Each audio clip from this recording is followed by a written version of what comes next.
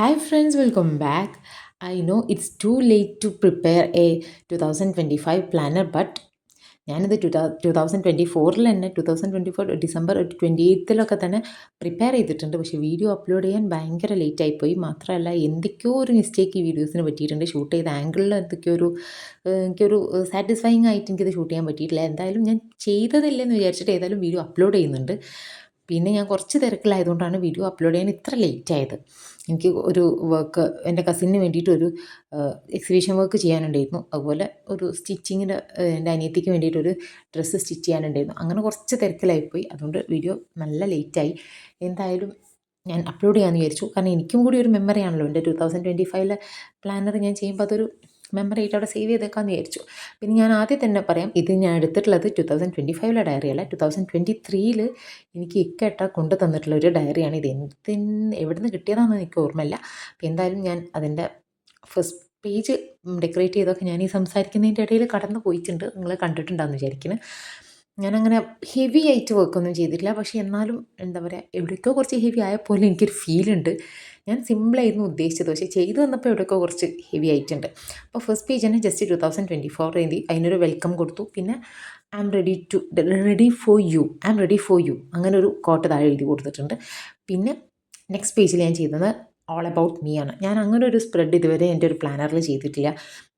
അപ്പോൾ ഞാൻ ഇതുവരെ ഒന്ന് രണ്ട് പ്ലാനേഴ്സ് ഇങ്ങനെ റെഫർ ചെയ്തപ്പോൾ അതിലിങ്ങനെ കണ്ടു സെൽഫ് ഇൻട്രൊഡക്ഷൻ പോലെ ഒരു സംഭവം. അതിൽ ഞാൻ ഡീറ്റെയിൽ ആയിട്ടും ഒന്നും കൊടുത്തിട്ടില്ല. ജസ്റ്റ് എൻ്റെ ബർത്ത്ഡേ ഡേറ്റ്, നെയിം, ഏജ്, അങ്ങനെ കുറച്ച് സംഭവങ്ങൾ എഴുതാനുള്ളൊരു സ്പേസ്. പിന്നെ എൻ്റെ ഒന്ന് രണ്ട് ഹോബീസ് അങ്ങനെ കുറച്ച് കൊടുത്തിട്ടുണ്ട്. ഹോബീസല്ല, ഇൻട്രസ്റ്റസ് എന്നാണ് അതിൽ കൊടുത്തിട്ടുള്ളത്. അത് ഹോബീസാണ് ഞാൻ ഉദ്ദേശിച്ചത്. അങ്ങനെ അത് എഴുതാനുള്ള ഒരു സ്പേസും. ഈ ഒരു വീഡിയോ ഞാൻ 2 ദിവസമായി എഡിറ്റ് ചെയ്യാൻ തുടങ്ങിയിട്ട്. ഒരു ജനുവരി 3 ആയപ്പോഴാണ് അത് എഡിറ്റിംഗ് കംപ്ലീറ്റ് ആയത്. അപ്പോൾ ഇന്ന് തന്നെ എങ്ങനെയെങ്കിലും അതൊരു വോയിസ് ഓവർ കൊടുത്ത് കംപ്ലീറ്റ് ചെയ്തിട്ട് ഇന്ന് തന്നെ കുറച്ച് ലേറ്റ് ആയാലും വേണ്ടില്ല, രാത്രി ആയാലും വേണ്ടില്ല, അപ്ലോഡ് ചെയ്യണം എന്നുള്ളൊരു ഇതിൽ തിരക്കിട്ടിട്ട് വോയിസ് ഓവർ കൊടുക്കണം. അപ്പോൾ അതിൽ എന്തെങ്കിലും മിസ്റ്റേക്ക് വന്നിട്ടുണ്ടെങ്കിൽ ക്ഷമിക്കുക. അപ്പോൾ ഇതേ ഞാൻ ഓൾ അബൌട്ട് മീ എന്ന് കൊടുത്തിട്ട് ഒരു സ്കെച്ച് പെൻ വെച്ചിട്ട് എഴുതിയിട്ട് അതിനൊരു കളർ പെൻസിൽ വെച്ചിട്ടാണ് ഞാൻ ചെറിയൊരു ഹൈലൈറ്റിങ് കൊടുത്തത്. കാരണം സ്കെച്ച് പെന്നൊക്കെ വെച്ച് ഹൈലൈറ്റിങ് കൊടുക്കുമ്പം പേസ്റ്റൽ ഷെയ്ഡ്സ് വേണം. എൻ്റെ കയ്യിൽ അങ്ങനെ പേസ്റ്റൽ ഷെയ്ഡ്സിലുള്ള സ്കെച്ച് പെൻസൊന്നും ഇല്ല, ബ്രഷ് പെൻസും ഇല്ല.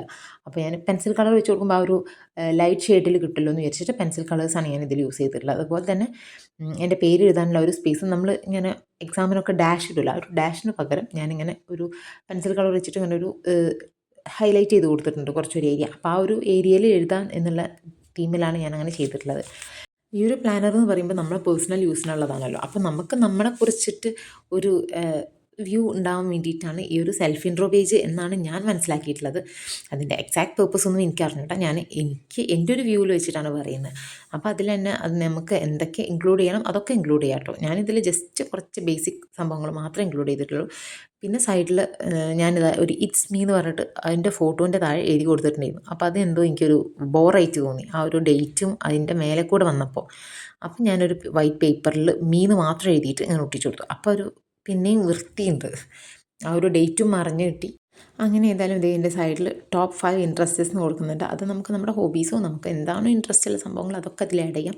ഞാനതിനിങ്ങനെ ജസ്റ്റ് ചെറിയൊരു പേപ്പർ ഇങ്ങനെ കാലണ്ടർ പോലെ ഇങ്ങനെ ഒരു നമ്മളെന്താ സ്പൈറൽ ബൈൻഡിങ് ചെയ്ത പോലത്തെ ഒരു ചെറിയൊരു ഡെക്കറേഷനൊക്കെ കൊടുത്തിട്ടാണ് ഞാനതിൽ ചെയ്തിട്ടുള്ളത്.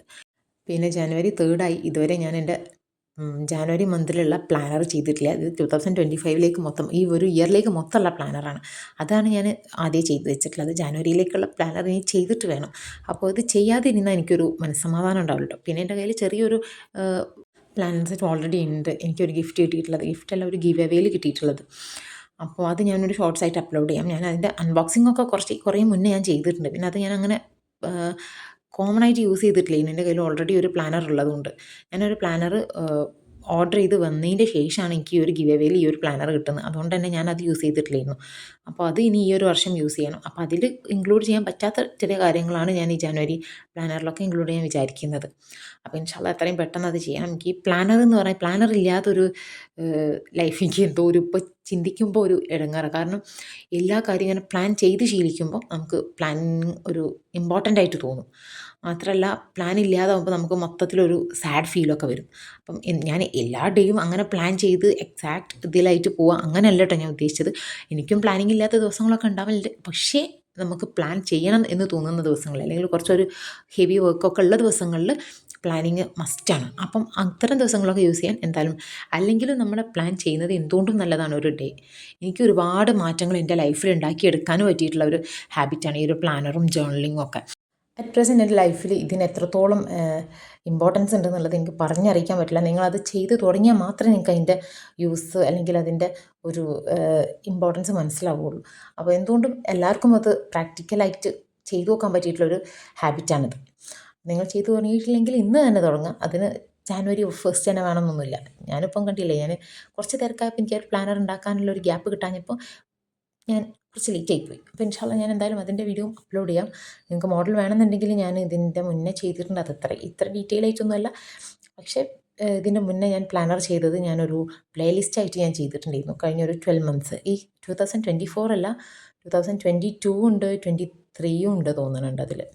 എനിക്ക് കറക്റ്റ് ഓർമ്മയില്ല. ഞാൻ 24 ഏതായാലും ഞാൻ പ്ലാനേഴ്സൊന്നും അങ്ങനെ ചെയ്തിട്ടില്ല, വീഡിയോ അപ്ലോഡ് ചെയ്തിട്ടില്ല. ഞാനൊരു പ്ലാനർ ഒരു ആർട്ടിഫിഷ്യൻ പറഞ്ഞിട്ടുള്ളൊരു പേജിൽ നിന്ന് മേടിച്ചിട്ടുള്ള ഒരു പ്ലാനറായിരുന്നു യൂസ് ചെയ്തത് 2024. അപ്പോൾ അതുകൊണ്ട് തന്നെ ഞാൻ വീഡിയോസൊന്നും ആ ഒരു ഇയർ ചെയ്തിട്ടില്ല. അതിൻ്റെ മുന്നേ ചെയ്ത വീഡിയോസൊക്കെ എൻ്റെ ചാനലിൽ കിടക്കുന്നുണ്ടാവും, ഒന്ന് കയറി ചെക്ക് ചെയ്ത് നോക്കാം.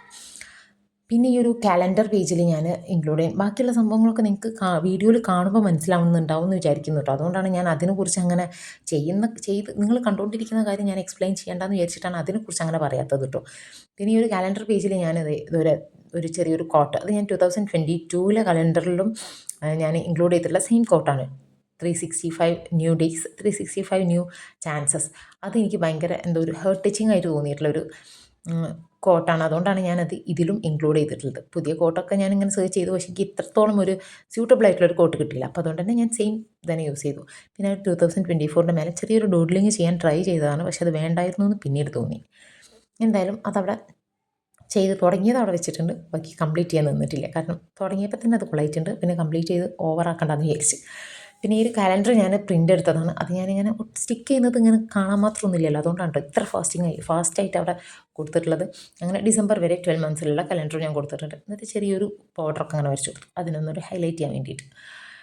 പിന്നെ ഞാൻ ചെയ്തിട്ടുള്ളത് ഒരു റീഡിങ് ലിസ്റ്റും പിന്നെ ഒരു ബക്കറ്റ് ലിസ്റ്റുമാണ്. ബക്കറ്റ് ലിസ്റ്റ് എന്ന് പറഞ്ഞാൽ ഒരു വിധം എല്ലാവർക്കും അറിയായിരിക്കും. നമുക്ക് മേടിക്കാൻ ആഗ്രഹമുള്ള സംഭവങ്ങൾ, അല്ലെങ്കിൽ നമ്മൾ സ്വന്തമാക്കണം എന്ന് ആഗ്രഹിക്കുന്ന സംഭവങ്ങളൊക്കെയാണ് ഈ ബക്കറ്റ് ലിസ്റ്റിൽ എഴുതി വെക്കുക.